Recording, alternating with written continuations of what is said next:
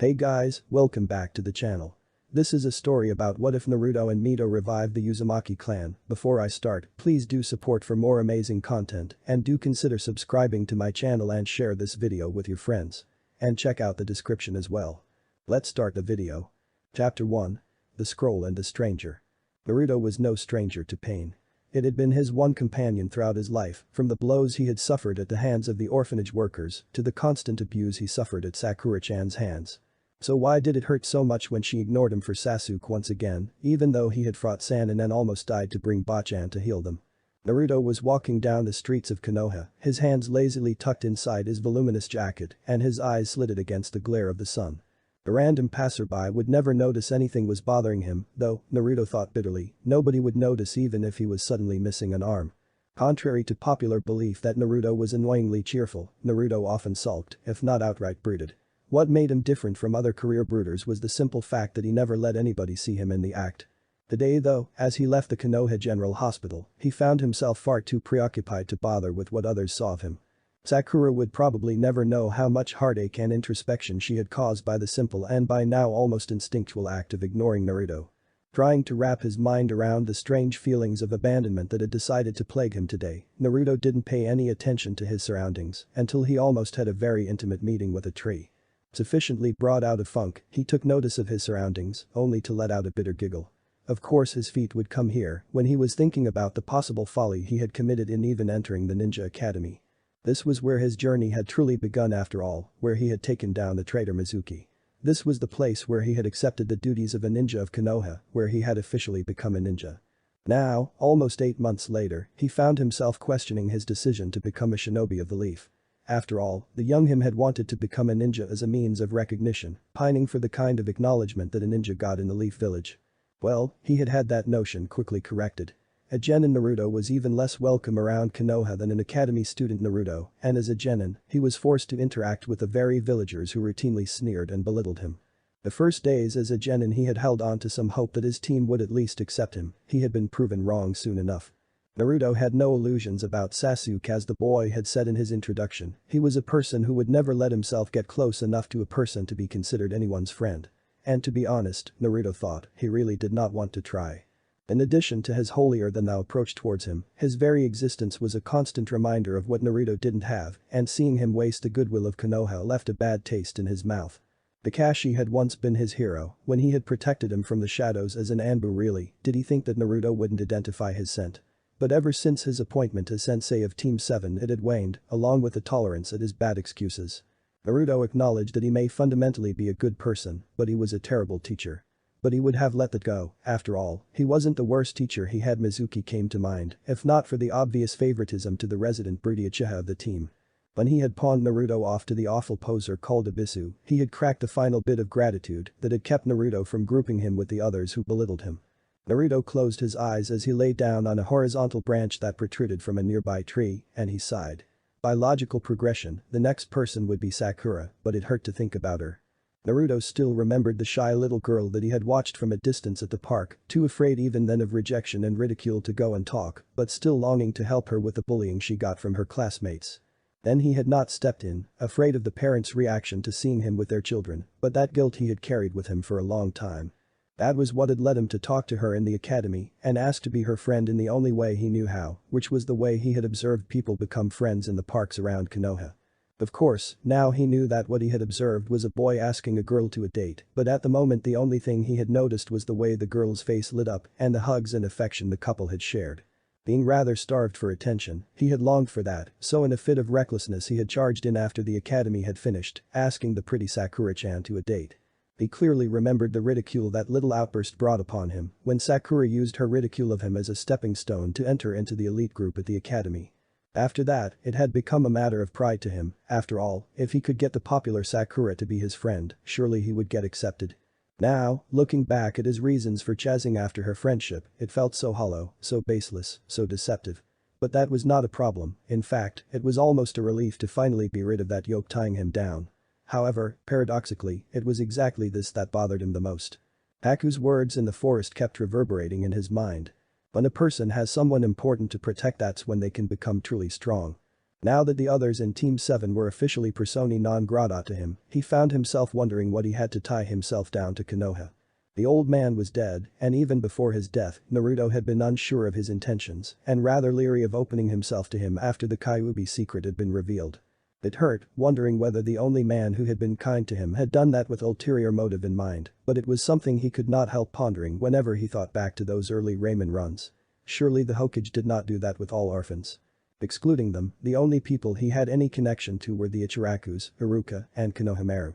All of them had ulterior motives for his acquaintance, with the old man pushing Iruka into socializing with him, the Ichirakus gaining a significant portion of their income via him, and Konohamaru's own pride. Still, they stuck with him, and for that he would be thankful. Naruto sighed. Introspection was tiring work, he thought as he absent-mindedly tapped the branch below him.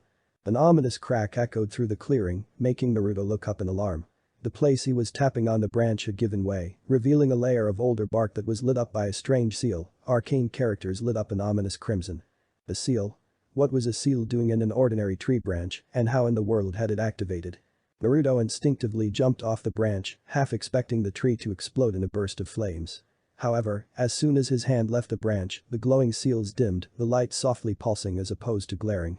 Hastily searching for some explanation for the sudden unexplained activation, he suddenly noticed that the blood from when his fingernails had been driven into his palms was still coating his hands. Could the seal have been activated by his blood? No.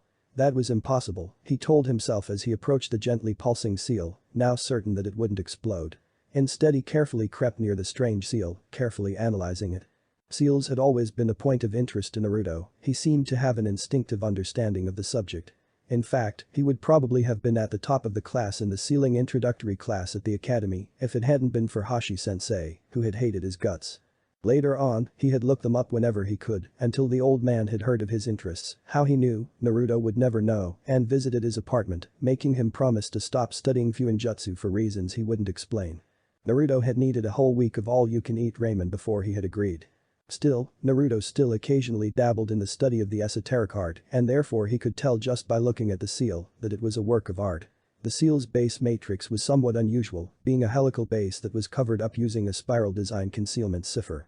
The design itself looked old, but that particular arrangement was one Naruto had seen before, on the protective seals woven into the massive wooden walls surrounding the village. However, that was not the most intriguing part of the puzzle as far as Naruto was concerned. That honor belonged to the activation sequence of the seal. There, at the very center of the helical base, was an ink circle surrounding the kanji of self, family and blood, linked by a combination rune. The ink circle was surrounded by rings and rings of arcane script that detailed restrictions on what the containment seal, for this obviously was one, would release. This was what had Naruto so puzzled and in a small part of his mind, hopeful. That this sealing structure was on the barrier meant that it has been around for some time, but it hadn't even been mentioned in passing in any of the beginner sealer scripts that he had stolen. That meant that it was probably a clan style, but with the activation sequence only allowing a blood relative of the sealer to activate the seal, Naruto looked at the glowing seal with an increasing sense of wonder. All the evidence pointed to one conclusion. Whoever this clan was, he had found a familial connection. But the growing excitement, Naruto continued to peruse the strangely complex seal. There was the relay, the storage seal, the inhibitor seal, an identification seal, a shock seal. Naruto shuddered in sympathy, those seals hurt. Furthermore, there was a plea to the guardian spirits and an emergency total unseal. Naruto barely managed to stifle his yell of triumph. Even if the blood seal part had been unlocked, it had been an overall locking mechanism that concealed the very presence of the seal. Typically, unlocking its contents would have required an activation password that was obviously out of his reach. Sure, it was still possible to contain the sealed items by nullifying the seal itself, but that would require seal work far beyond his comprehension. Currently his strength was in analyzing seals, not creating them. He could barely make a successful exploding tag. However, the emergency unseal provided an out. The emergency unseal worked on a simple principle, blood and password. However, it differed from the others in that the password had to be specified in the seal structure itself in kanji, therefore any person with a relatively good knowledge of seals could open this seal if they had managed to open the blood seal. Grinning infectiously, Naruto bit his own finger, pressing on it until a drop of blood formed on the pad of his finger. Using this, he carefully wrote the kanji for blood on the center of the designated empty runic circle. An ethereal pulse of golden chakra spread throughout the forest, with Naruto barely managing to cling onto the branch due to his instinctual use of chakra. Suddenly, the forest was unnaturally silent. Then the pop of a storage seal on ceiling echoed, along with the customary puff of chakra smoke. As the smoke blew away, a large bejeweled scroll was visible to Naruto's hungry gaze. It was precariously balanced on the branch, along with another smaller plain scroll. Even as Naruto scrambled to catch the scroll before it hit the ground, he was puzzled by the appearance of the scroll. Why go to all that trouble just to seal a scroll? It was not as if the seal could have contained anything else. The emergency unseal essentially short-circuited the dimension stability component in the storage, causing anything stored in the other dimension to manifest in the material world. He was abruptly interrupted as his hand closed on the smaller scroll, as when his skin touched the scroll, it caused a sudden suctioning effect on his chakra, causing him to stumble on his landing on his tailbone with a lurch. The suctioning was getting worse. Naruto was not the most chakra-sensitive ninja in Konoha, and his skill in internal chakra manipulation was just short of horrible, but even he could sense his chakra output surge out of his control. Inexorably pulled towards the insatiable scroll stuck in his left hand. He could dimly feel the larger, more ornate scroll roll away from his thrashing body, but he couldn't muster enough strength to go after it. The surroundings were getting duller to the senses, the world was spinning, and his body was racked with violent cramps. He faintly recalled Iruka-sensei described these symptoms as those of severe chakra depletion, but at that time he had not really listened to it. Those days, he had considered himself far too awesome to succumb to something as plebeian as chakra exhaustion, and later his tenant had made sure that he was never really short of it. For some reason though, this time the Kyuubi was not supplying chakra as he normally would. Naruto whimpered as he curled himself into a ball, violent tremors overcoming his body as the scroll continued to resist his attempts to remove it. He could feel that he was close to unconsciousness, and he all but welcomed it. Suddenly, he was feeling even more disorientated as the chakra that had been siphoned away from the body began to flow back into the body from the scroll. It was a strange feeling, part sudden relief, as if a muscle he had not realized was tensed had suddenly relaxed, and part uncomfortable pressure, as he often got when he gorged on ramen. The scroll was still firmly stuck to his hand, and the flow of chakra was not showing signs of lessening. When he took a closer look at the small scroll, Naruto's eyes widened in disbelief at the sight. The once plain red-capped scroll was crawling in minute golden symbols, kanji and katakana mixed with several types of ancient hieroglyphs that Naruto had only seen in passing. And they were moving, replicating, morphing in a perpetually shifting pattern that baffled the eye. That was just not possible. Naruto may have not been the most dedicated scholar, but he took sealing seriously. And according to what he had learned, the very principles of the art dictated that it was simply impossible to form a self-updating array. Just what was this scroll? The worst part was, now that he could think again, he realized that it was inadvisable to remove the scroll until whatever it did was complete. Otherwise, seeing as it was directly connected to his chakra network, it might damage his chakra coils enough to render them incapable of molding chakra, and that was possibly the last thing he wanted to do. His muscles protested his attempts to get up, and he rolled over onto his back in disgust, holding the hand stuck to the scroll in front of him. He could see the large scroll caught in the underbrush and the setting sun through the canopy of the treetops. Staring at the scroll got old pretty fast, Naruto noted, after staring blearily at the irritating object for close to quarter of an hour. His spewing of curses had finished a few minutes ago, when he had run out of expletives to use for the scroll.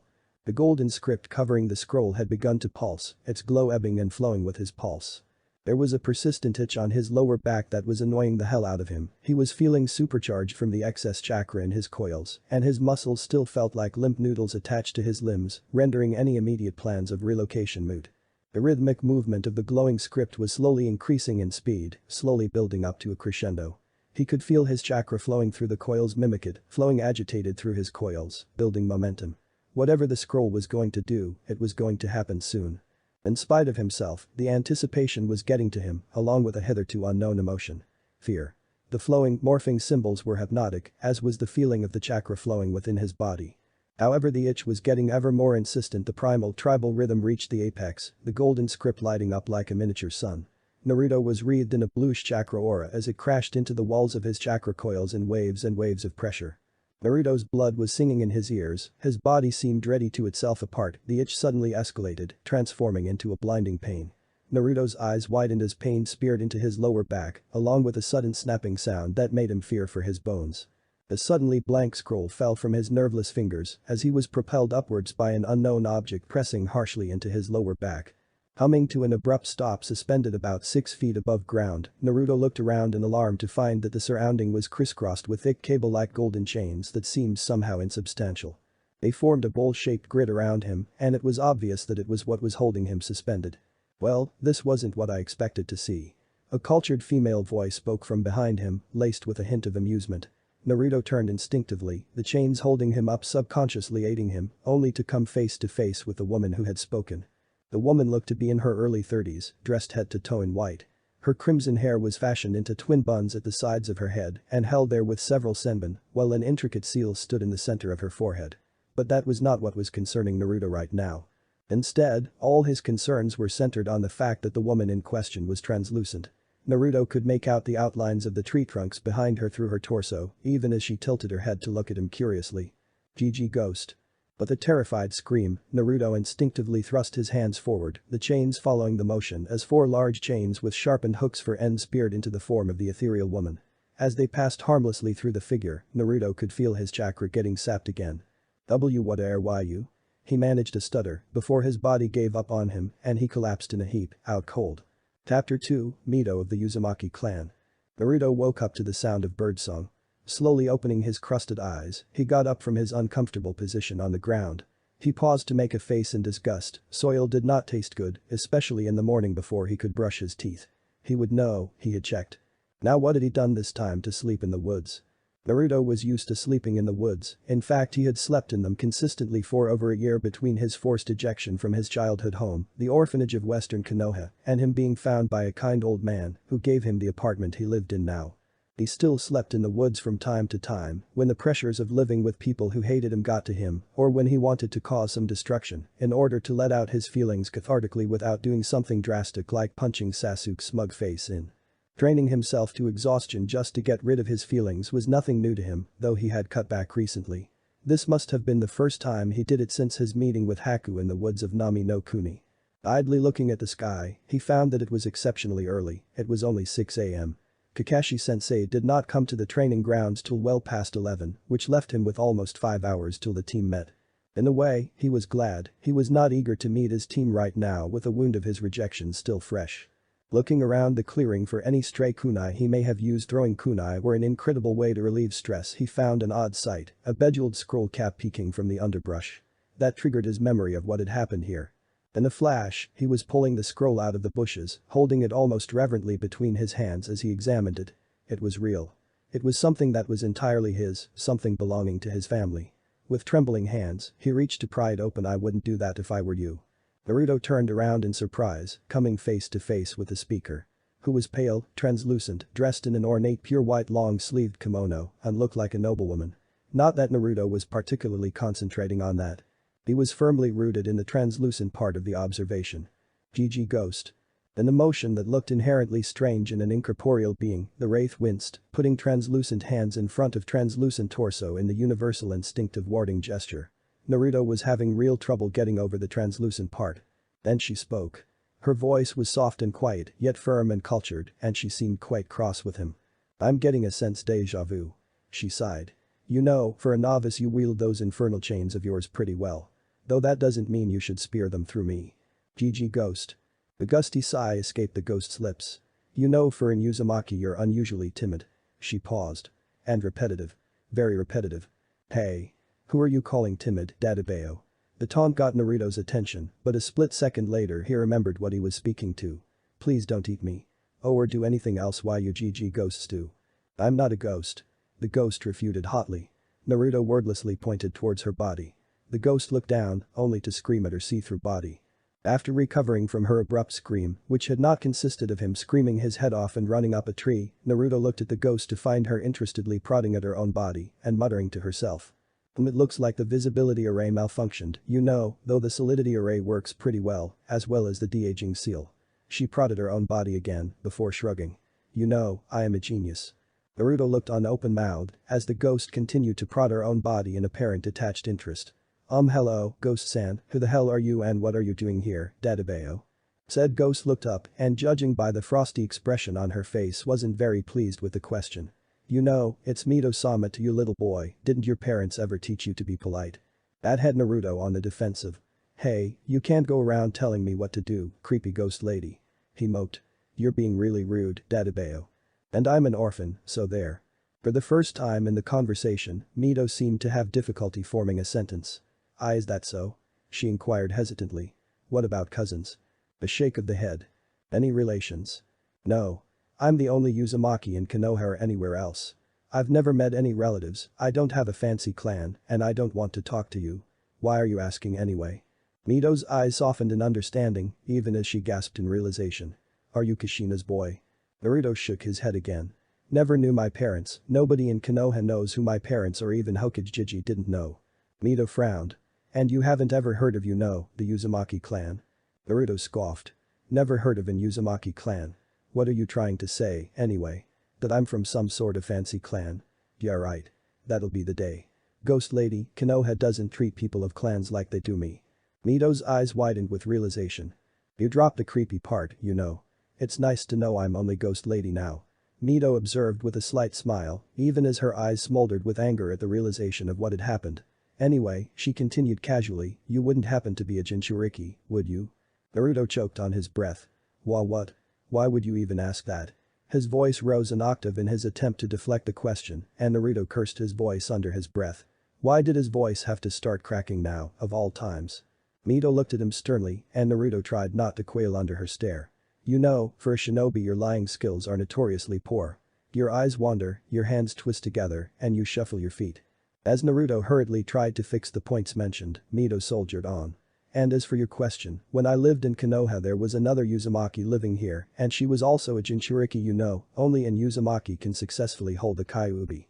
Naruto interrupted her, looking at her with sparkling eyes. Really? Who was she? Do I know about her? Oh, wait, he deflated, I checked the shinobi records, there have been no Uzumaki living in Konoha from its start. Naruto narrowed his eyes at Mito. Are you lying to me? Instead of a startled reaction as Naruto half expected, Mito flew into a rage. Erase my records. Oh, this time that old monkey went too far. She stood rooted on her spot before abruptly turning towards Naruto. Little Sarutobi is still the Hokage, right? Old man died a few weeks back, Orochimaru killed him. Naruto stated flatly. However much he had had doubts of the old man, they had still been very close. The fifth is Senju Tsunade. Little Tsutsu. That's just wonderful. I've got to see her. Naruto stared at her disbelievingly. Little Tsutsu. He repeated hollowly. She'll probably smash me through the wall if I called her that, literally. Just who are you and exactly how old are you, ghost lady? Mito started guiltily, she had completely forgotten to introduce herself. Sorry about that, she said sheepishly, I am Senju, ni Uzumaki Mito, wife of Hashirama Senju, daughter heiress of the Uzumaki clan, and mistress of the sealing arts. And if you're who I think you are, then I'm your great-great-grandmother. Nice to meet you. Naruto flapped his jaw futilely for a moment. That's real nice, ghost lady, he mumbled weakly. I think I'll take a nap now. With that, Naruto fell backwards in a dead faint. You should get that looked into. Naruto simply groaned. So, ghost lady, what are you going to do now? Mito grinned slightly. Well, Naruto-kun, before I answer that, what do you know of the Uzumaki clan? Nothing, I guess. Mito stared at him, before sighing and calling him over to the edge of the crater created by the chakra chains in the first scroll. As they both sat down on an uprooted tree, Mito began her story. You know what? I'll tell you the story the way my mother told me, back when I was a small girl growing up in the islands of Whirlpool. Once upon a time, about 1,000 years ago, the world was a very different place. The countries in the world were different and they all had armies of samurai. Ninja lived in small hidden enclaves, never seen by civilians, and only accepting missions through contacts. It was a simple life, but they were happy. Then, one day, a god and a goddess came down to Earth to spend some time together. But the goddess fell in love with the earth and she refused to leave, instead spending her time frolicking among the flowers and spurning the god's affections. In time, the god, who was in love with the goddess, became jealous of the earth and the flowers as he felt they had stolen his love from him. Therefore he hatched a plan. Going into the underworld and plucking a seed from a tree there, the god snuck into the goddess's garden and planted the seed there. In time this seed grew into a beautiful tree, growing on the negative emotions that plagued the world. For you see, this was no ordinary plant, but a demon child. When the goddess saw the beautiful tree in her garden, she was overjoyed and tried to pet the plant like she did every other tree in her garden. However, the demon in the plant couldn't bear to come close to the goddess, therefore it scratched her hand in fright. Horrified by her bleeding hand, the goddess swore to never garden again, choosing to leave Earth with the overjoyed god, who in his happiness, forgot to return the plant to the underworld. In time this tree would grow very large and began to be worshipped by the people as a symbol of God.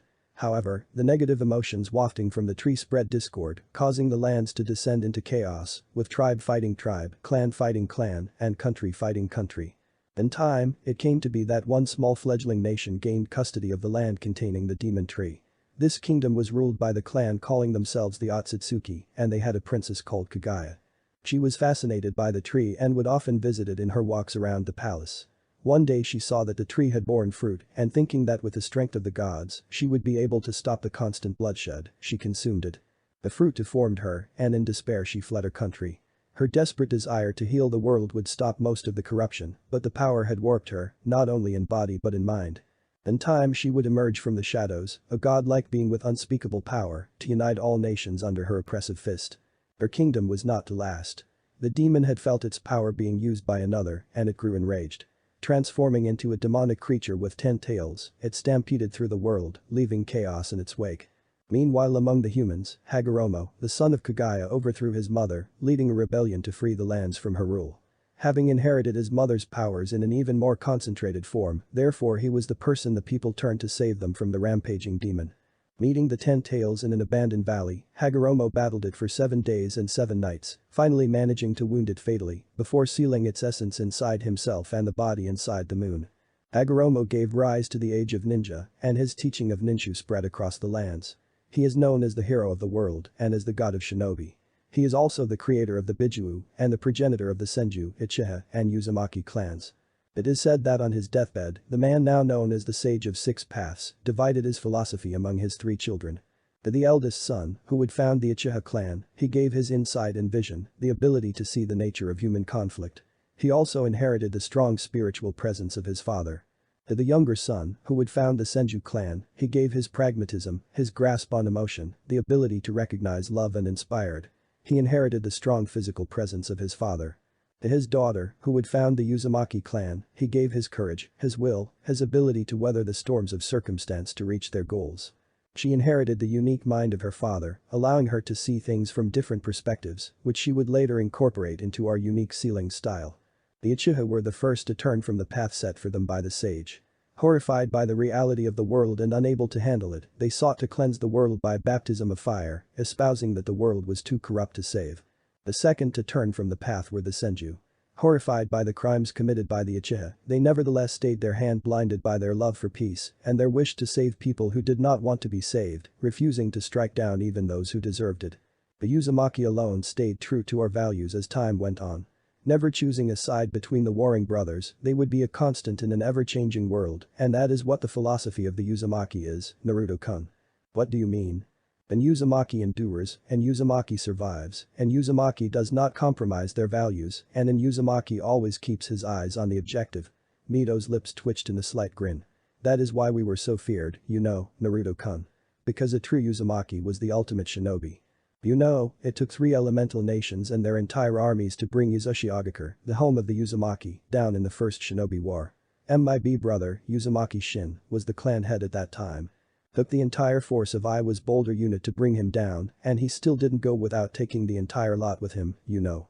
Naruto listened to Mito ramble on about the Uzumaki clan with a small content smile on his face. Listening to the stories of his kin brought to him a strange sort of relief, like ache that he had carried in his heart for a long time had healed. Maybe he was losing his mind, talking to a ghost, and he might wake up tomorrow with a lump on his head to find that he had been hallucinating, but right now, he wouldn't give this moment up for the world. Chapter 3, Red Thread of Fate, or Not. Naruto yawned tiredly when Mito finally paused in her recital of life in the Uzumaki clan. Ghost lady, it's getting a bit late isn't it? I should probably go back, some people get a little fidgety when I'm not around for some time. It was true. Anbu still got shivers down their collective spines when they thought of the great itching powder incident. It was quite normal for them to deploy additional squads to locate the Uzumaki when no Anbu personnel had sighted him for more than 24 hours.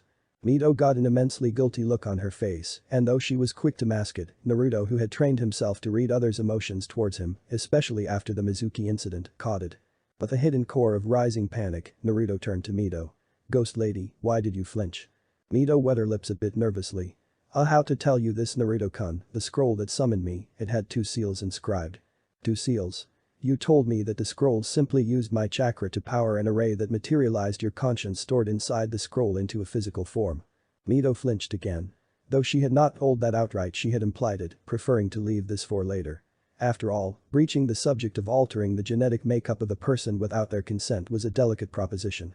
That is true, Naruto-kun, but not the whole truth. She gulped. You know, I created this scroll so that an heir of the Uzumaki legacy would find themselves attracted to the scroll. By then I was around 80 years old, she smirked at Naruto's slack jaw, and there was no direct lineage to the Uzumaki clan.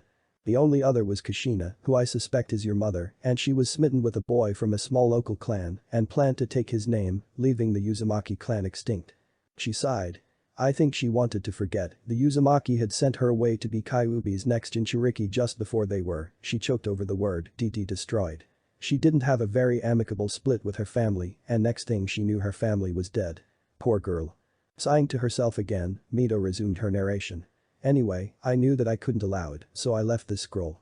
A potential heir would find the scroll due to the slight attraction their chakra had to the scroll, and upon touching it, the scroll would begin a purification process. The purification process? Naruto asked quietly, a hint of anger lacing his words. Yes, a purification process. It would purify your Uzumaki traits, alter your genetic markers, bring out the latent Uzumaki Kekkei Genkai, she gestured at Naruto, and basically turn you into a full-blooded Uzumaki. What do you mean turn you into a full-blooded Uzumaki? Naruto shouted at Mito, jumping up and patting himself, turning back and forth, trying to find what had happened to him, before he paused. And what do you mean Kekkei Genkai? I don't have a Kekkei Genkai. Mito smiled, a triumphant grin that for some reason sent shivers down Naruto's spine. You mean you didn't have a Kekkei Genkai? Holding out one delicate hand, she gestured. Observe. From her translucent hand, a wraith-like oriental dragon slowly peeked out, curling gently around her hand. All Uzumaki have a Kekkei Genkai called chakra expression. We are naturals at form manipulation of chakra, and we can naturally express certain structures of raw chakra, which are unique to each individual Uzumaki. As you can see, my expression is dragons. You, if I remember from yesterday, expressed spike chains. Same as your mother and my brother, who was your great-great-grandfather. Naruto listened in wonder, forgetting about the chakra purification for the time being. He had a Kekkei Genkai. That would show that bastard Uchiha with his precious pink eye, he thought vindictively. Mito continued her little lecture, unaware of the thoughts inside Naruto's head. Each expression has a specific specialty. Mine, dragons, are naturally attuned towards offense and genjutsu. I had a cousin who expressed ropes, and they were naturally attuned towards obstruction and genjutsu. Yours I believe to be attuned towards barriers and fuinjutsu, which makes it one of the most coveted expressions in the clan. Then, showing a sliver of a nervous smile, she soldiered on. So, for all that, I hope you don't mind that you have paler skin and red hair. Bold blood drained from Naruto's face, which given his recently acquired fair skin tone, meant that he looked almost yellow. I have red hair. Why would you do that? Oh my gosh, I have red hair. As Naruto forcefully tugged at his hair, trying to see its color as he rapidly descended into a panic attack, Mito smiled to herself. That was the Uzumaki hot temper, which was a highly exaggerated state of panic and chaos that did not last long. She would have been more worried if Naruto had become quiet, closed off and polite. That was the cold anger that was common with the Uzumaki, a smoldering, frigid hatred that would have taken years to thaw. Which was the main reason most people feared her, as she was always polite, leading many to believe she wanted them hung, drawn and quartered. Naruto was trying to pull his hair out at the roots now. What the hell did your scroll do to me? How the hell am I going to explain this to Bachan? Mito held out a hand in front of her, hoping to pacify the raging ex-blonde. Now calm down, Naruto-kun, we'll work it. Naruto got into her face, still trying to pull his hair out of his scalp. I'm not going to calm down, ghost lady. I'm a blonde, I will always be a blonde. With a cloud of depression hanging over his head, he flopped bowlessly to the ground. Do you know how bad my jumpsuit would look with red hair? Mito stared at him for a moment. I can see. She deadpanned. However, I hardly think looking like someone thatched your head would make that monstrosity look presentable. She glared at the jumpsuit. Naruto's head snapped back at that, all evidence of his funk forgotten, and Mito had to restrain a smile. Sometimes he acted so like Hashirama it was just cute. Hey. He pouted, looking at Mito with a sulky expression. Don't insult the orange. Mito looked at him in slight disbelief. Well, apart from the fact that you stand out like a walking road sign and the fact that that baggy suit makes you look even more of a midget than you are, I have no problems with that jumpsuit. Anyway, weren't you going to meet Tsutsu? Naruto grumbled, even as he picked up his discarded jacket and the large scroll and started to tree up to civilization, turning his back on Mito. It's not like she can talk, Dadabeo. She's wearing white. Ah, but white is the color of the elite, Naruto-kun. Mito said from right behind him, causing him to jump. Ignoring Naruto's startled curse, she continued. In the ancient days, a shinobi wore white as a sign of confidence, as it said to their opponent that they were not even going to get bloodstains on their clothes. Don't do that. Naruto screamed at Mito, still panting from his fright. I could have thrown a kunai at you. Mito smirked. You know, you aren't very good at the thinking business, are you? Naruto, I haven't come back to life, that would require something like the Ito Tensei of Tobirama-kun, and I was never that much of a freak. She gestured at her own body with an airy gesture. This body is only a chakra construct housing my conscience, though I am glad I decided to de-age me. And she thinks she isn't a freak. Naruto muttered under his breath in disbelief. What was that? Mito asked, turning towards Naruto with a demonic expression. Nothing. Absolutely nothing at all. Naruto squeaked. She shook her head. Anyway, this is just a chakra shell. That's why I didn't die when your spike chains ripped though me, she said, before throwing a reproachful look at him, though the phantom pains still hurt, you know. Hey. Naruto turned towards her indignantly, while still hopping through the treetops, meaning that he was leaping backwards. You can't blame me for that. I don't even know how to bring out the chains, Dadabeo. Mito's eyes oddly brightened at that, even as Naruto instinctively flinched away from her, almost causing him to lose his balance. Good. I forgot I have to train you in the Uzumaki ways, Naruto-kun. Can't have the future clan head ignorant, can we? Today, after your team practice we can come back here and begin our training proper. Isn't that great? Naruto twitched nervously. Normally he wouldn't pass up free training, but this time some inner instinct was screaming at him that he would regret agreeing. He knew why a moment later. After all, in the Uzumaki clan we have this special way of teaching the fighting arts. It's called try not to die. Oh, this is going to be so fun. Mito exclaimed, rubbing her hands together with a disturbing grin. By now, Naruto had beads of sweat dripping down his face before he paused in thought. Why was he being afraid? Surviving was something he knew how to do. He grinned. Bring it on, ghost lady. If your bones aren't creaking of age, that is. He was answered with a scroll to the face. Looking at the scroll, he was a bit freaked out to find that it was the scroll that had brought Mito in the first place. Keep it. Mito groused, a bit ruffled by the jab at her age. If something destroys the chakra shell, you can bring me back using that. Speaking of which, I'm going to try something. Seeing as I can't walk around half transparent without everyone thinking I'm a ghost, I'm going to try something. She held her hands in the ram position, concentrating. Wow. That is so much better. Naruto deadpanned, looking at the still translucent woman. Oh, shut up. Mito groused. Just then, something seemed to click into place, and Mito gradually started to disappear from view. Soon, Naruto was alone in the clearing. He looked around a bit wearily. Hello? Ghost lady? Yes, Naruto-kun. A voice whispered in his ear. Naruto bit back a scream. Don't do that. Turning towards the voice, Naruto came face to face with nothing. Naruto stared for a moment before gentle giggling issued from in front of him. Blinking, Naruto reached out in front of him, his hand coming to rest on something solid and soft. Then a tremendous punch met his face and he tumbled into the ground from the tree branches. A shout followed him. Pervert. Naruto bounded into the Hokage tower looking rather nauseated and annoyed Mito invisibly ghosting behind him. Naruto was grumbling while nursing a rather considerable bruise on his cheek. How was I supposed to know where you were? If you didn't want that to happen, you shouldn't have turned invisible in the first place. Crazy women. The scowling Mito hissed in his ear. Naruto-san. The guards are watching you. The tower guards looked at each other over his head as he waved to them as he entered the building, as he appeared to talk to himself. One of the Anbu twitched his wrist in an undulating motion. How many targets? Of course, Anbu sign language being the combat-oriented language it was, they could not exactly convey what they needed to ask, but it worked well enough in non-combat roles to get the point across. The Anbu on the other side looked spooked. He was a censor, and he had noticed a change in the orange-wearing teen's chakra signature, but there had been only one presence crossing his post. So who had he been talking to? 1. Anomaly in target. Inconclusive. Orders. The Anbu captain's gaze immediately fixed itself on a nearby wall. A moment later a part of the wooden wall protruded outwards, gaining color as it did so. The man that emerged from the wall, who was wearing a tiger Anbu mask, immediately shone to the captain's position. He leant over, whispering into the captain's ear. Sir? Aura, what is the presence of the demon's chakra? Completely vanished, sir. It's like it isn't even there. The Anbu captain stared at the Mokuton user, a befuddled expression on his face. Explain. Sir, the seal leaks some of Kyuubi's chakra at all times, but it was missing just now. It's as if the boy was not a Jinchuriki. The Anbu captain started. In a flash he signaled the censor, who was still staring after the blonde Jinchuriki. Signs of Jinjutsu or any chakra use? None. He stared at Tora, who stared back. If they initiated a detainment sequence, word would get out about the capture from the office Nin, and it would possibly set Naruto back a few years in his attempt to gain the recognition of the populace.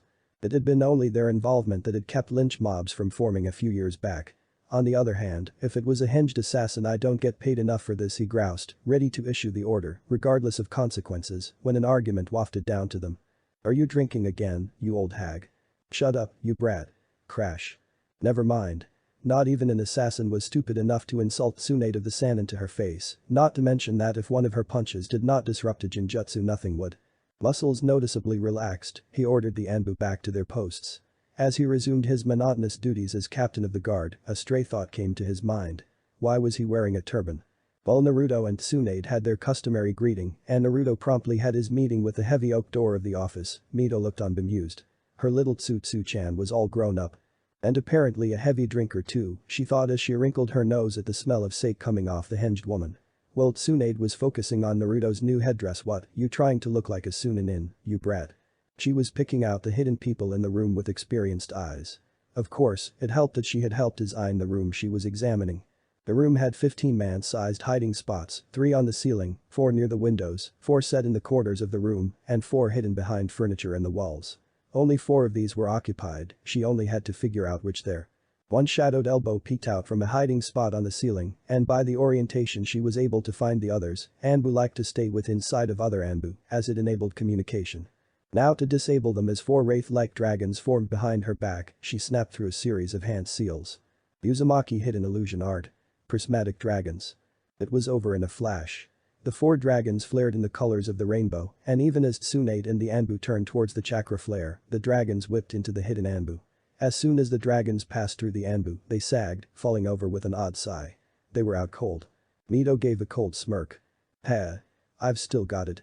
Meanwhile, as soon as the chakra had flared, Tsunade had flipped the desk on end as she yanked Naruto over the overturned desk. Stay put. Let me go, Bachan. Tsunade turned an exceptionally serious look on Naruto, prompting him to shut up. But Tsunade was already ignoring him. Naruto sighed, the least Ghost Lady could have done was tell him she was going to thrash the Hokage Tower. Tsunade stepped out of the shadow of the desk, scowling. Whoever you are, come out before I make you. She ordered in a stern voice, hoping to prompt the hidden assailant to reveal themselves. Therefore she was slightly surprised when a voice answered her in a conversational tone. Oh, stop it with the crass posturing. You know, little Tsutsu, I think I taught you better than that. I blame Tobirama, he was always a bad influence. Tsunade froze. Then blood rushed to her face, and her knuckles cracked. Naruto winced as she leapt to the source of the voice, her fists blazing with chakra as they came down in a double punch that cracked the floors made of the first Hokage's chakra-seeped wood, causing splinters to fly around her. Then Mito spoke again, this time from the opposite end of the room. So crass, little Tsutsu, your fighting style. You know, as a Kunoichi you must show some grace. Not run around punching things like a maniac. Seriously, what did that monkey teach you after I was gone? Tsunade gritted her teeth. Whoever you are, this is not funny. If you come out, I'll grant you a quick death. If not, well, she curled her fingers into a fist, chakra rippling around it. I'll make you pay for impersonating my family. Empty threats, little Tsutsu. After all, you can't even find me, can you? Obviously not, you're drunk like a skunk and on the job too. What would your father think? As Tsunade prepared to launch herself at the mocking voice once more, Naruto interrupted. Oh Bachan.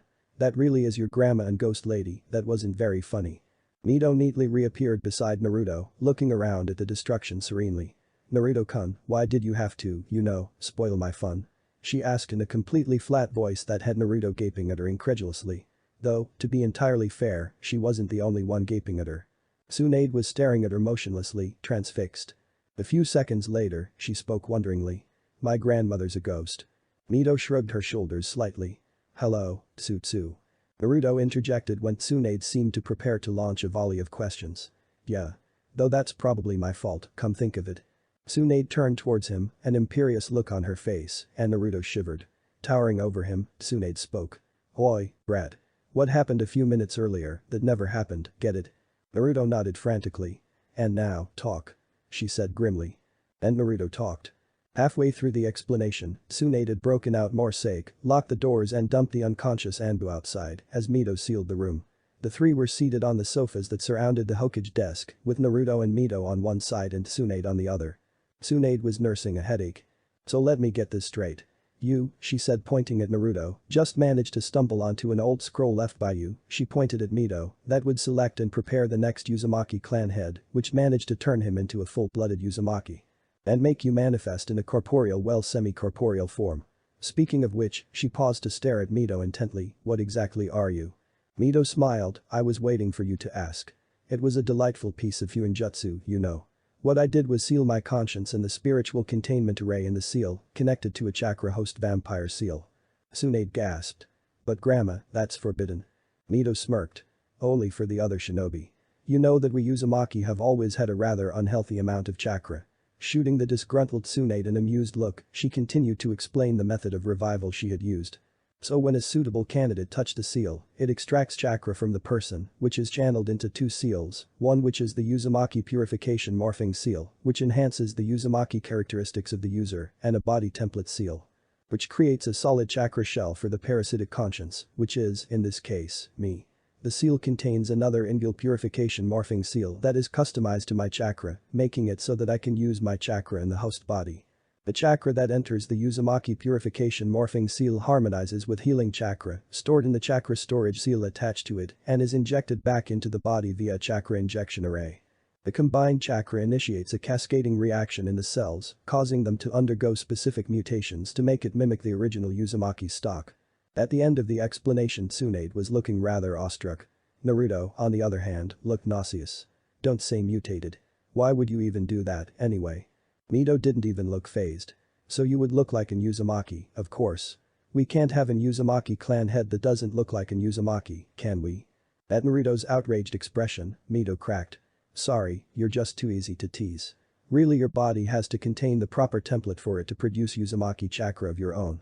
What you expressed at the end was the chakra converted by the scroll. By now your body's producing its own." Naruto's retort was cut off by the sound-off laughter. Turning towards the sound, Naruto saw Tsunade laughing her guts out. "Ha, ha. So that's why you're wearing a turban." Slipping from her seat, she was in front of Naruto in an instant, prying fingers reaching for the headdress. "Come on brat, let's see that nice shiny red hair of yours."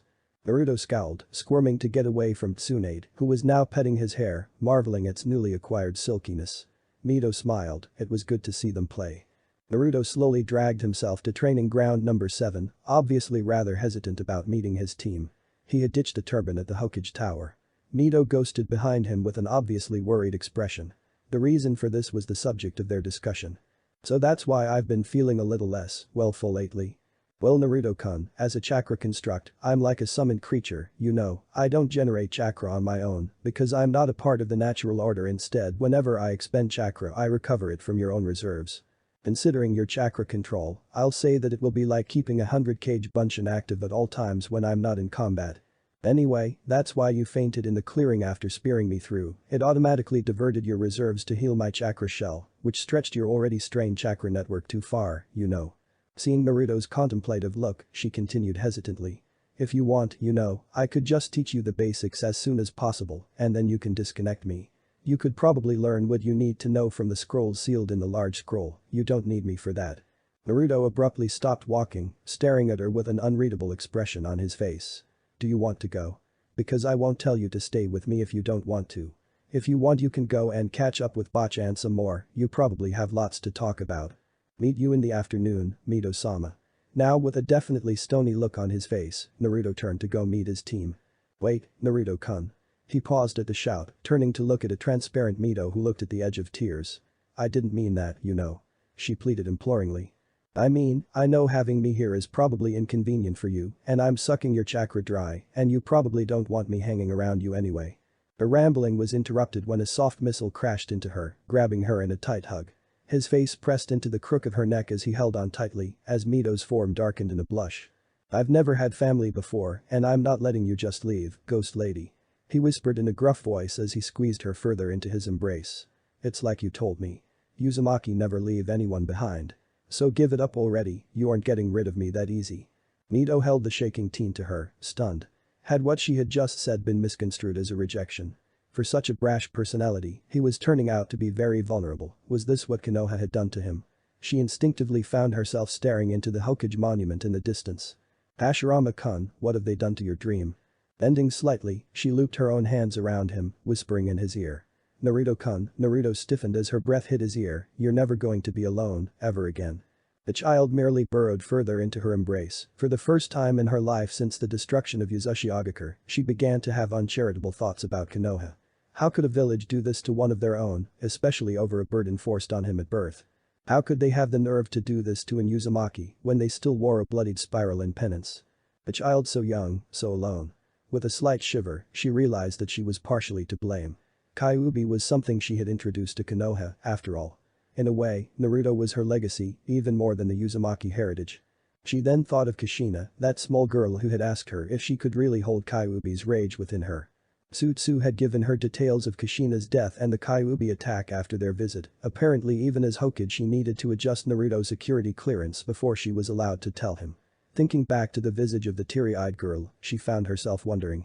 Kushina-chan, what would you have done if you saw this?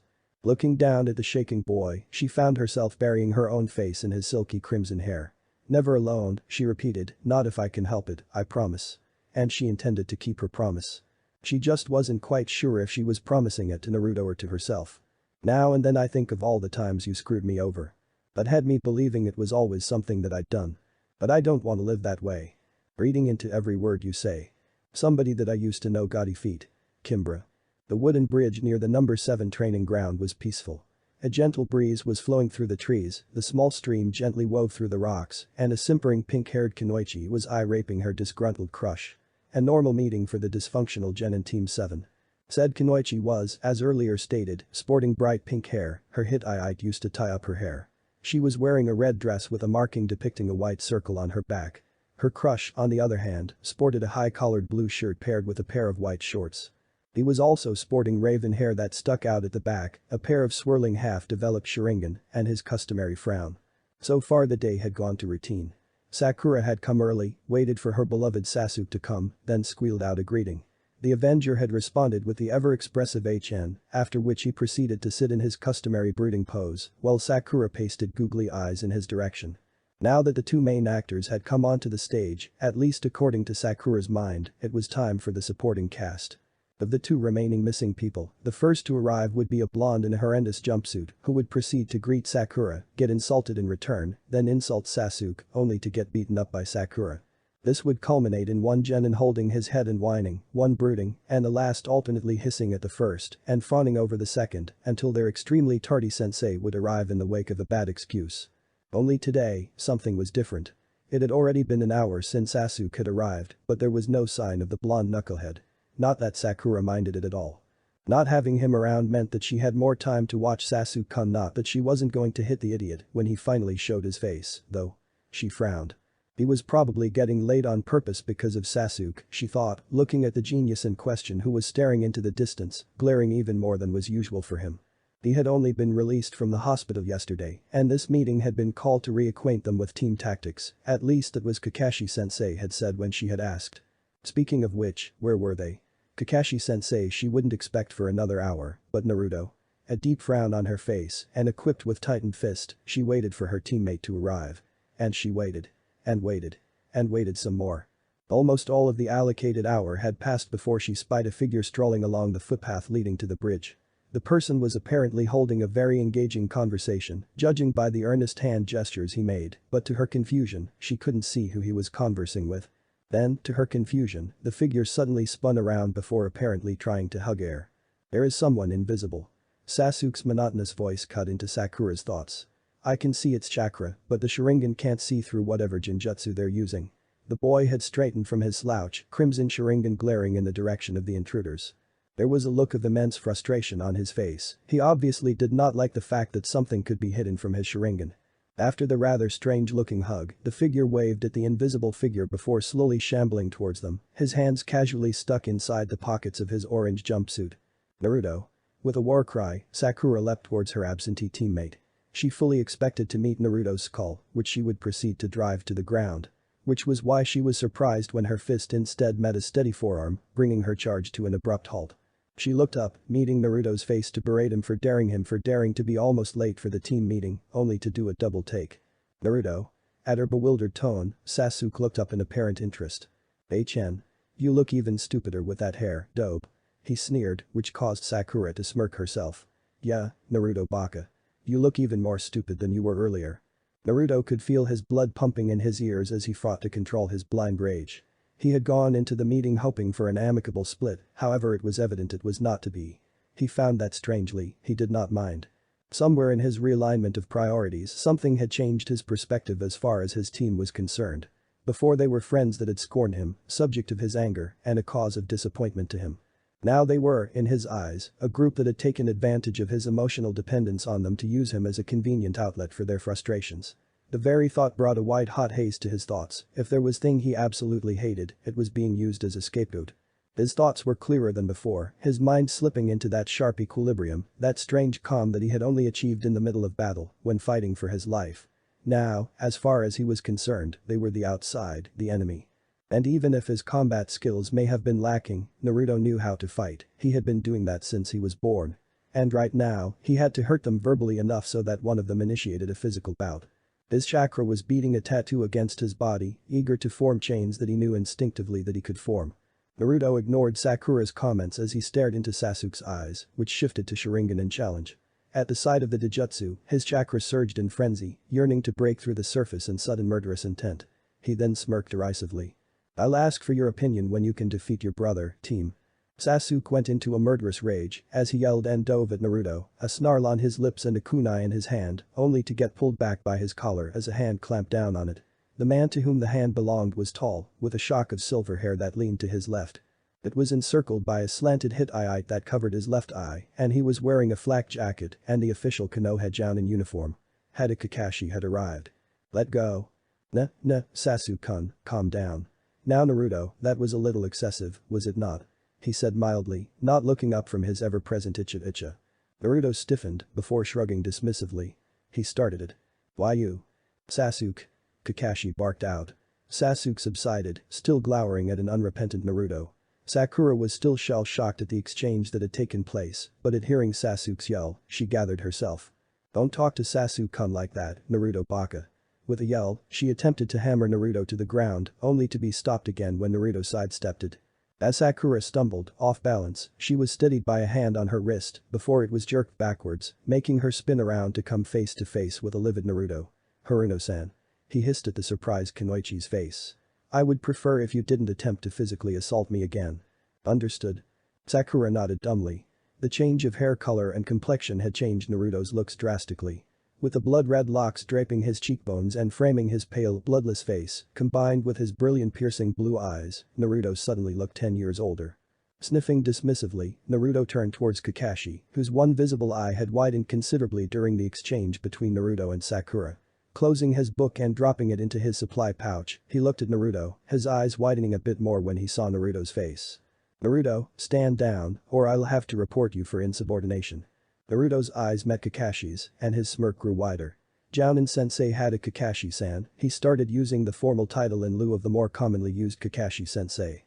Kakashi looked positively startled, even Sasuke had stopped his struggling at the surprise of hearing Naruto speak in a formal tone. I regret to inform you that I shall be unable to participate in this exercise. Naruto's grin was positively malicious now, as Kakashi opened his mouth to berate him. Time to spring the trap, he thought, thinking back to the plan they had hatched in the Hokage Tower between him, Tsunade and Mito. He straightened up his expression to deliver the message. By order of the Godame Hokage Senju Tsunade, I, Genin Uzumaki Naruto, Shinobi ID 012607, have been relieved of duties in the Genin Team 7 due to impending clan matters, as pursuant to the Section E of the 34th chapter of the Konoha Charter. Bowing slightly towards a stupefied Kakashi, he dug into his pouch and producing a gold leaf embroidered scroll that was used for official orders from the Hokage Tower, he handed it to Kakashi. Absent-mindedly opening the scroll, Kakashi asked, clan matters. Sasuke scoffed, interrupting the conversation. You, clan. However much you lie, you're still a clanless loser. Turning to Kakashi, he added, come on, Kakashi. Naruto scowled when he noticed Kakashi ignore the insult, throw away that scroll, and let's get a mission over with, I need to train. Besides, the doe probably found the scroll in the trash. Shut up, Ichiha. Don't infest the air of the others with your vile tongue. Naruto was about to continue when he was interrupted by Sakura, who spoke in a wondering tone. Section E of the 34th chapter, but that's the premature inauguration of Clan Head Clause of the Clan Extinction Act. Then she gave Naruto a scathing look. Now you've done it, Naruto Baka. At least read the charter before you try to quote it. Baka. That only applies to clan heirs. When Tsunade-sama hears you impersonated her. Kakashi interrupted her in turn, his voice almost a whisper, yet carrying in the tense air that had traces of killing intent aimed at Sakura from Naruto. This is a valid document.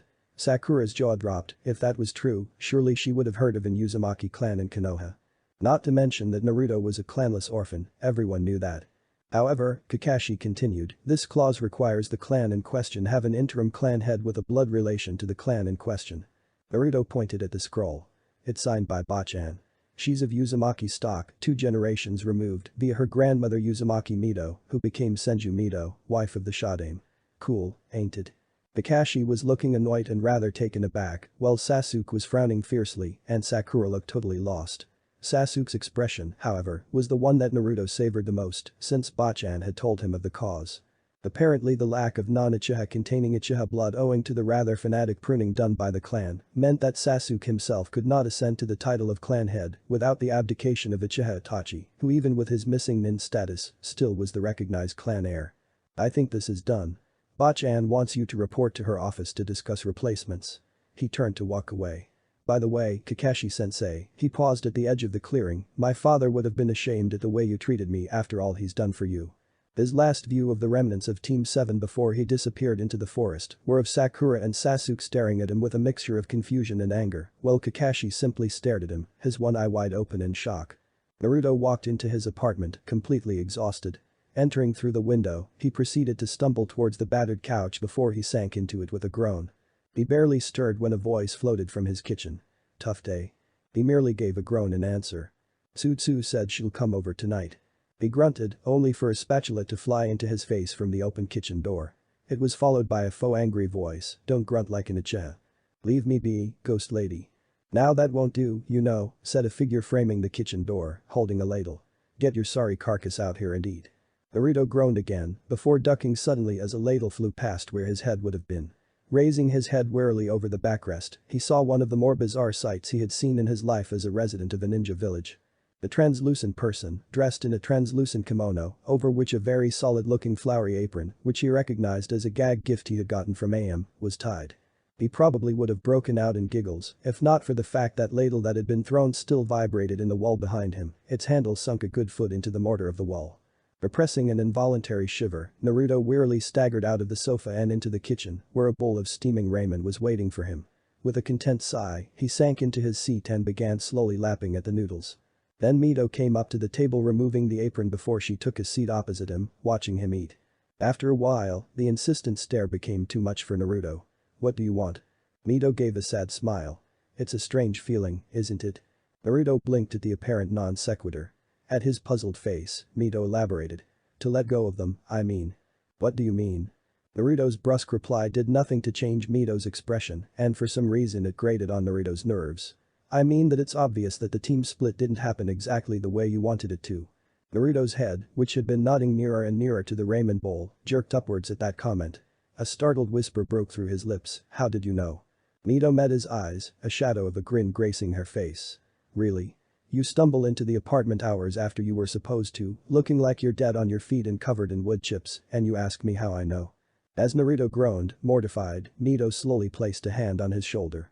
Look at me, Naruto-kun. She whispered to him. Naruto hesitantly leaned into Mido's hand, looking at her, looking lost. Slowly, she got up from her seat, only to plop into a seat beside Naruto and pull the boy into a hug. Come on, Naruto-kun, she coaxed, tell me what troubles you, and don't leave out what you did to those poor trees. As the evening wore on, she managed to gradually pry the story from Naruto. So, do you think I was too harsh on them? Naruto asked, sprawled on the chair, cuddling up to her. She had soon found that Naruto had an affinity for physical displays of affection. Probably from the relative isolation he had suffered during his childhood, she thought. Anyway, she had to concentrate on his words. Naruto seemed very fragile emotionally, and what she said now could possibly have many results. Well, she started, wetting her lips, if you had asked it out of context, I probably would have said yes. Naruto flinched at that. However, with how they have treated you and how they continue to treat you, she continued, stressing the point of the continuing belittling he had endured even during the short exchange that had taken place, I have to say they deserved it. Giving Naruto a fond smile, she got up from her seat. Come along Naruto-kun, as much fun as it was to rail at those fools, you don't want to be late. Huh? She had to conceal a smile at that. Don't you want to learn how to wield those chains of yours? Kakashi walked to the Hokage Tower in a daze. Having dismissed his team, what remained of his team, he reminded himself bitterly early, he was going to meet Tsunade-sama to get some answers. In Konoha, removing a genin from their genin team was unusual. This was because of the principle of teamwork, which was one of the first things beaten into the heads of prospective shinobi, made compulsory in one of the first orders at the start of the Sandame's first reign. In Konoha, a genin team was family. They ate together, they camped together, and they killed together. A genin team was a mesh of personalities, with each member knowing the inner workings of the other's mind. This was why most teams stuck together even after the promotions of the genin members. This was also why it was considered almost heresy to even consider removing a genin from a genin team. Removing a genin without the consent of the jounin leader, however, was unheard of. Now, Kakashi knew that his team was quite a bit less than solid when compared to the other genin teams out there. However, he had been getting there.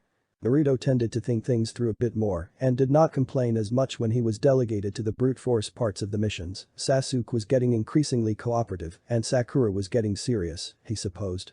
Anyway, Naruto had quit at the worst possible point for the team and what he said prior to quitting had not helped. Sakura was still looking a bit stunned when he had dismissed them, while Sasuke, when he snapped out of his own shock, would surely end up on a murderous rampage. And him? He was still digesting the caustic words that Naruto had spit back at him before leaving the clearing. And he had definitely heard the hint of disappointment and accusation in his tone, and it aided him in a way it had not done in a long time. Maybe he was going soft. Not to mention the fact that Naruto seemed to actually know his pedigree. Of course, Tsunade-sama might have told him, but why now? So engrossed in figuring out his own thoughts was he that he didn't even notice the fact he was nearing the Hokage Tower until he had already crossed the threshold.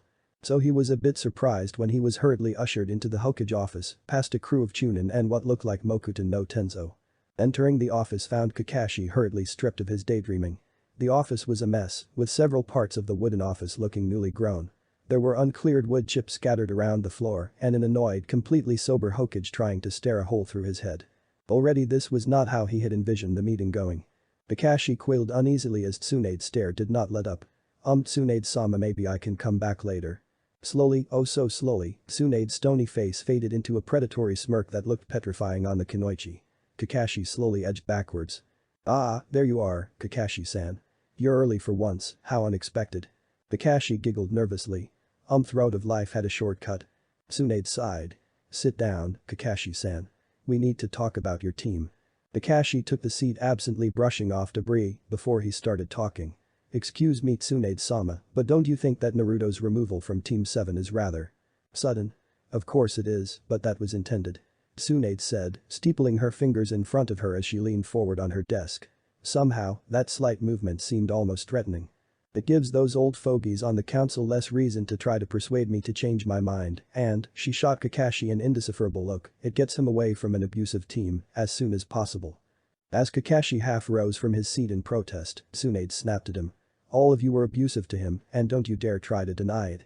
Letting out a calming breath, she continued picking apart the sensei of Team 7. Let me ask you a simple question, Kakashi-san. You've had Naruto in the team for almost 7 months. What exactly have you taught him? Kakashi stuttered at the blunt question. I taught him chakra control exercises and teamwork exercises and… Tsunade talked over his stuttering, cutting him off. Any actual techniques? Well no, but his basics were too bad for him to learn. Not mentioning the fact that he learned an A-rank jutsu, the Rasengan, within a week. Impossible. He doesn't have the chakra control. I should have known you wouldn't even know. What about the jutsu? His bases are all off balance, he overextends on every other punch, and his technique is so bad that most of his blows have most of their power leached off by the time they make contact. Tsunade raised an eyebrow. Indeed. And have you ever told him that or at least attempted to correct it? If I may interrupt, Tsunade-sama, I told him to practice his kata, what else do you expect me to do? If he wasn't motivated to improve himself, am I supposed to ditch the students who are actually willing to learn for a student who couldn't be bothered to learn when he should? I told him to polish off his basics while I taught the others to survive. It wasn't like he was going to die anyway with that healing factor. He could afford to wait until he catches up, and I can't allow the others to suffer for it. Here he was cut off abruptly by a spike of killing intent. Suddenly it was difficult to move as an enormous chakra presence slammed into his senses like a sledgehammer. The air around Tsunade was starting to get hazy, she looked absolutely livid. Pressing both of her palms onto the table, she leaned over the table, glaring at a paralyzed Kakashi. When she spoke, every word she bit out seemed like a malediction. You miserable excuse for a human. Do you willingly ignore what goes around you, or are you really that blind?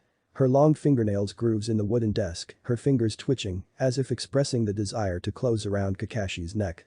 Naruto lacks basics for one very simple reason, one that even an oblivious simpleton should understand. Tell me Kakashi-san, did you really think your sensei's son, the Kyuubi Jinchuriki, would not be subject to sabotage when you yourself were a part of his guard patrols once? Seeing Kakashi start, Tsunade scoffed. Do you know how I knew that? Naruto told me that. He recognized you from the scent the first time you called a team meeting.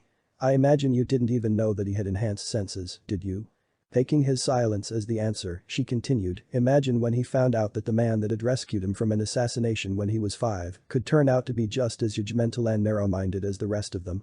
It took him a long time to stop believing in you, you know, every time you rejected him for that clearly unbalanced Uchiha, he just came back, thinking that it would be different the next time.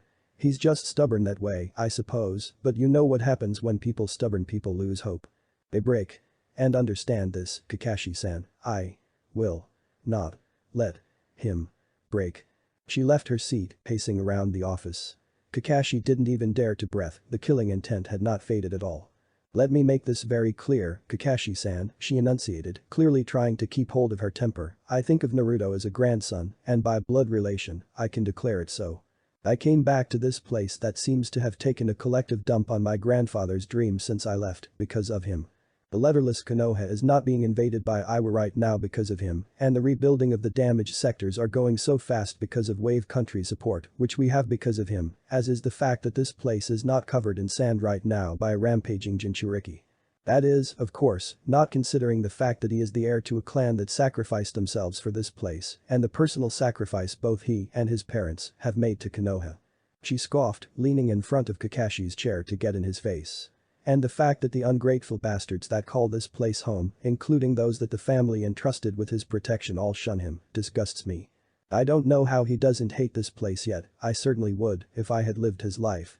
However, seeing as he doesn't just want to get out of this dump, I can't remove him from it, however much I would like to. I'm not Sarutobi-sensei, Kakashi-san. I'm not old, and I have not grown tired. I will not let things slide just because the resultant hornet's nest is too troublesome to handle.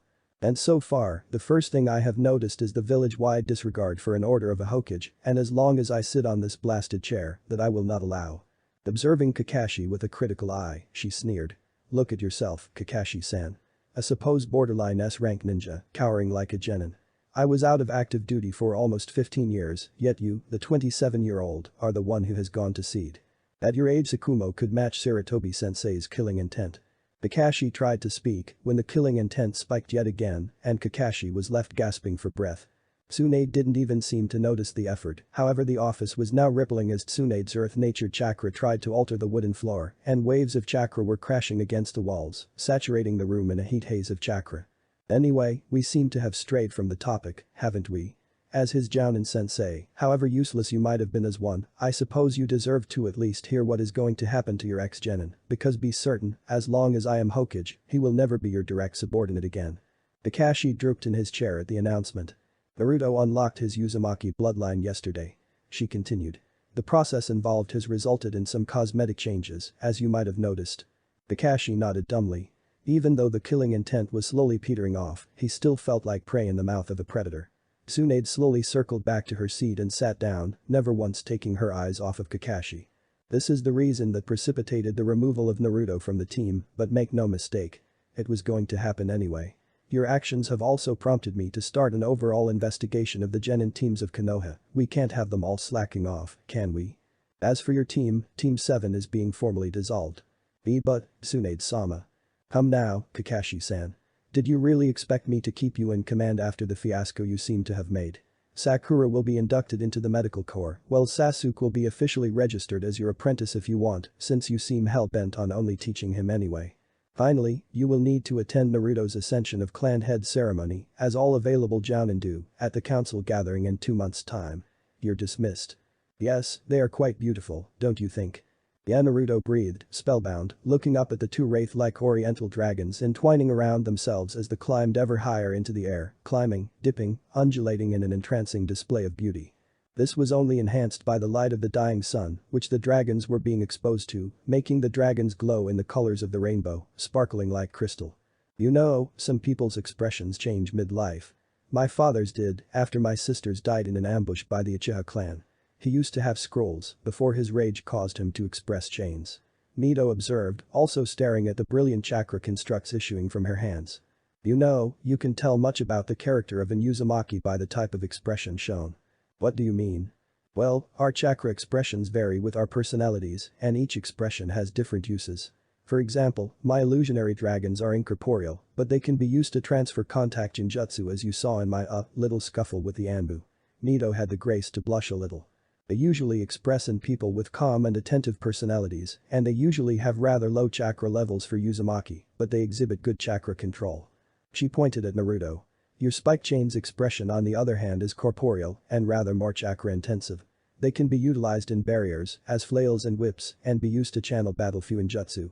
My brother used to channel explosive tags, she chuckled, whenever he stepped into a battlefield the whole area was full of potholes by the end.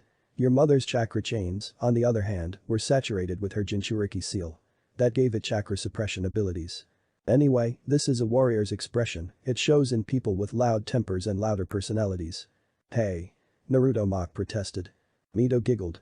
My mother on the hand, expressed shadow tendrils, which is actually one of the rarest expressions around. It gave her a complete understanding of all chakra sources around her, and the ability to completely suppress her own chakra, she could even channel healing chakra through them.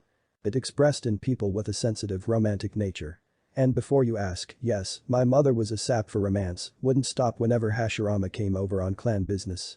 Naruto stifled a giggle at Mito's expression, who knew family members were such fun. Slightly scowling, Mito continued. Now the sealing scripts, which was my father's original expression, was a scholar's and sealing expert's expression. It would channel raw chakra, making it invaluable for sealers, and it could be used to form instant seals in midair. It was expressed in people of a studious nature. Slowly, she let the chakra dragons fade.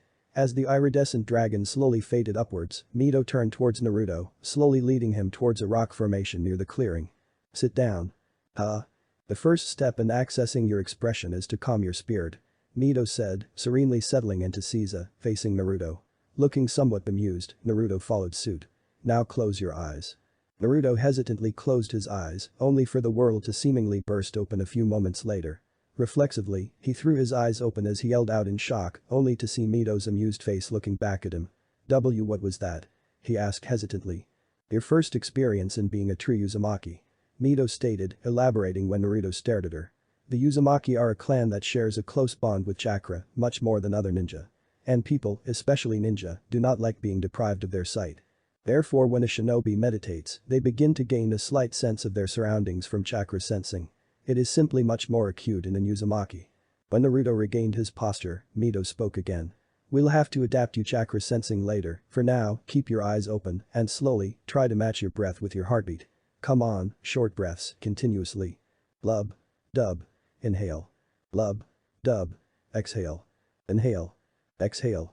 Slowly, he could feel his body relax, his muscles uncoiling, and in the background he began to feel a rhythmic pulsing, which was strangely out of beat. Mito's hypnotic voice washed over him. Can you feel another pulsing? Yes. He whispered back, afraid to disrupt this moment. It felt somehow important that he not break this calm. Good. That is your chakra. Now, slowly, coerce that pulse to match your body's beat, start giving it a steady push-pull. And so he slowly began teasing the pulse, slowing it down, speeding it up until its beat matched his heartbeat and his breathing. Boss lady, I did it. He said, his own voice sounding strange to his ears. Good. Now, while concentrating on balancing the beats, tell me about the fight in the invasion. You know, the one you said Gaara tried to kill you in. As Naruto described his fight, he found that strangely his emotions didn't seem to be expressed, it was as if there was an abyss separating him from the outside world, and it was widening. When he was getting to the parts where the action had been thickened, his voice began to get drowned, buried under the surging blood pounding through his veins, his quickening breath and the roar of chakra as it rushed in his coils. His surroundings began to get replaced, and suddenly he was back in the clearing in the forest, with a huge clawed hand made of sand was descending towards him. He was frozen, his chakra rushing past his ears. Then, with a feeling like a sudden vacuum, he felt as if his body was extending, and then his body was cocooned in a cage of 3 crisscrossed spike chains that were glowing a bright gold. "Well done, Naruto-kun." Mito's voice cut through Naruto's panic. The world cleared, and he found himself sitting in Caesar, with his chakra chains still forming a cage around him. There was only one difference, Mito was sitting in front of him, one chakra dragon sprouting from her extended hand to bury into his chest. His eyes widened in realization. "You put me in a genjutsu?" Mito gave him a toothy grin that looked extremely out of place on her face. "If it works, you know," she said nonchalantly. Naruto stared at her unrepentant face incredulously before the humor of the situation sank in, along with the exhilaration of truly bringing his Kekkei Genkai out. Then a giggle escaped his lips, then a guffaw, before laughter was ringing across the secluded grounds. Mito looked at Naruto, who was now leaning back on his hands, laughing as the 3 spike chains were wagging behind him, mimicking golden tails. Slowly getting up, she held out a hand for Naruto. "Come along, Naruto-kun. How about I teach you the first exercise we had to do to control the chains, back in Yuzu?" Mito proposed, as Naruto took the proffered hand, still giggling, with his chains hovering around him. "And what would that be?" Mito gave a cheeky grin. "It's called the chain waltz. Want to learn how to make your chains dance?" Naruto bowed playfully. "Lead the way, madam."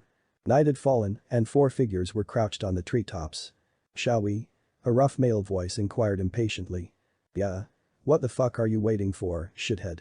A female voice hissed. "Quite." A soft male voice declared.